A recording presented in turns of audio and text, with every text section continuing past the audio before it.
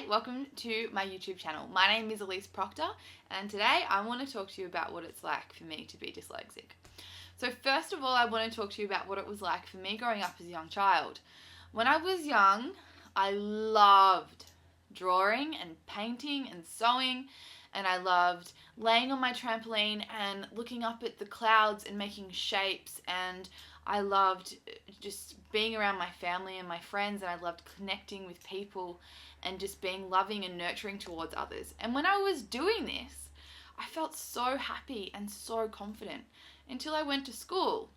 And then I started to learn about all of these letters and words, and there's silent letters, and there's all of this random stuff that describe all of these different things, and it just took me a really long time to get my head around. So when I read, it takes me a really long time to grasp what I'm actually reading. I normally have to break the words down into little words, and this has been a massive barrier for me in terms of my learning. I cannot cram information. It takes me a really, really long time, and I have to work incredibly hard to understand and digest information. So one of my anxiety-driven things was having to read in front of a classroom because I have to break down the words, and it takes me a long time. I would always feel so stupid. I would feel so much anxiety. My heart would race. I would feel judged, and it was horrible. And, simple things like I'm a very confident person, but, things like that, it just ruined my self-esteem in such a massive way because it's so simple. Why can't I do it? Everyone else can do it. Am I stupid? Anyway, so I have developed from a young child the belief that I'm not smart enough. And I am telling you how hard I am trying to work to shift that. And this is why I've started this blog, because I feel there are a lot of people in the same situation as me who have the same belief system because of their dyslexia and the barriers that come along with that. So when I tell people I'm dyslexic, people say to me, just use spell check. Spell check. You know what? When I was at school, I never remember any teacher coming and looking at me and thinking about, how does this girl learn? How does this girl understand the way that the English language or mathematical world works? No one. So because I didn't have that extra support or a person willing to kind of work with me, it was just a massive, massive struggle. So when I think about going to university and furthering my academic, profession, spell check doesn't cut it. You can't just use spell check for everything. Yeah, of course it helps, but I don't know how to explain it. It's just, don't tell me to use spell check. It's really annoying. Okay, left and right. So you either go left or you go right. Right. Is that even right? I don't know. I get them confused all of the time. I occasionally get them right, and it's like fireworks going off in my mind, and it's the most incredible feeling. But generally, I get them wrong. And it makes me, once again, feel incredibly incompetent and stupid because it's so simple. But my mind just doesn't get it. Professionally. So I'm a trained art therapist, and I was working for a mental health organisation where I had to write mental health assessments. So when it came, so I'd see my client, and then I'd have to, write down how the session went, blah, blah, blah, blah, blah. And I would stress so much when it came to that it absolutely... it just continually shattered my confidence because I would spend so much time and energy trying to do it as quickly as possible to make the words make sense, and I just had this massive fear of being judged and people thinking that I was incompetent when I know that I wasn't. I don't know. I just feel like when I struggle with such little things, it prevents me from moving forward because it becomes like an anxiety-driven focus. Numbers. So I'll look at the number 73, but I'll read 37. It's not what it says, but that's what I see. And then with words, I'll write the word the. And I'll write the E first, and I'll look at it like, oh, Jesus, I forgot the H and the T. So instead of writing T-H-E, I'll write E-H-T. And I observe myself doing this in the moment, and I realize it's not right, but I just do it. Anyway, so I just wanted to explain to you what it's like, the symptoms that I have of being dyslexic, and I want to talk to you about how I feel like there's hope and why being dyslexic is positive for me, because it's certainly not all negative. Firstly, I have the most incredibly vivid imagination. When I'm talking to someone, it's kind of like they stop being there and this whole movie screen opens up, and I just get to kind of, I don't know how to explain it, but it's kind of like I'm just watching a movie. I stop seeing them and my imagination just goes, whoa, and I can just see things from so many different perspectives, and I love this. I love hearing about people's lives and people's stories, and this is how I learn. And having this ability really, really drives me. It gives me persistence to make the images that I see in my mind turn into a reality, and that's how I manifest all the amazing things that I have in my life. I'm also creative.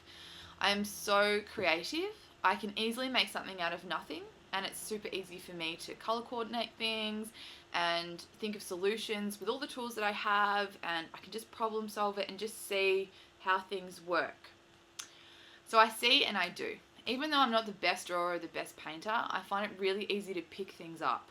I just love it. Like, I feel so much joy and happiness when I have a blank canvas in front of me, and I just chuck my music on, and I feel the beat, and I just can do whatever I want. I'm in complete freedom, and I have complete, it's incredible. I don't have to worry about English or maths or any of that bullshit that stresses me, so I love it, and it makes me really happy. So I see it and I believe it. I foremost do not follow a crowd, and because of my ability to tap into my imagination, I can see things done in a different way, a more loving way, a more nurturing way, a more thoughtful way. And I'm not necessarily saying my way is always the right way, although I can certainly see it different. And I've noticed this throughout my whole entire life, that I see things so differently. I don't see things so logically, and I don't think in words. I just see pictures and images and colors and shapes, and it's really hard for me to connect with people who are really academic, because I just see the world so differently. And something that really helped me embrace and see that my dyslexic mind was a blessing was because I was helping this guy, and he chose this horrific color for his baby's room, and he was like, oh, I'm not very good at being creative. And I was like, well, you know what? I used to look at him and think, you are so intelligent. You have financial investments, and you're all about the stocks, and you're all about reading books, and you spend so much time in your mind, and you're really intelligent. And I wish I had all of that knowledge and stuff. And then I realized, actually, you know what? No, I don't. I don't want to sit on a computer and build a wealth of money, because I want to learn. I want to invest in people, and I want to learn by doing, not reading. And I'm not saying my approach is any better than anyone else's. I just started to love that about myself. I don't need to be the mold that everyone and society tells me I should be, because it's clearly not working out. Anyway, so I always ask myself, how does this situation, decision, event, choice make my body feel when I think or I hear about it? I tend to go on a whim, and I trust that feeling, and I ignore that little voice inside my mind, which everyone tells me that you should listen to your mind and make a rational decision, blah, blah, blah, blah. But you know what? I want to live a life that is honest and true to my heart, and that's what I do. So, what does the future hold for me? Who knows? But I am going to learn, and it's taken me a long time to get to this point because I put so much pressure on myself about not having a degree. I am going to learn from the universe, okay? I want to travel the world, and I want to travel not just physically, but emotionally and spiritually and mentally and creatively. I want to manifest all of this cool stuff that I have going on in my mind, and I want to be okay with not being the best speller, not being the best at maths, not being academic. And I will, somehow, some way, I'm sure an idea will come to me at some point, I will make a profession.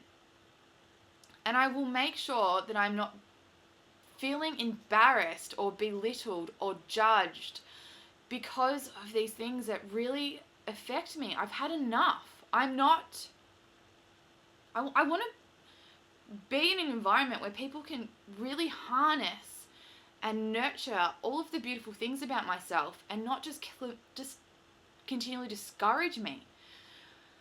Anyway, so anyone that is dyslexic, anyone that knows someone that is dyslexic, and I'm sure you will resonate with things that I've spoken about in this YouTube clip, I want you to just think for a moment about all the beautiful positive things about who you are and what's special about you. There is no formula in life.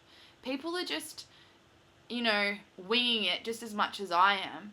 So I don't want anyone to think that they're not smart enough, because there are so many different ways of being smart. And I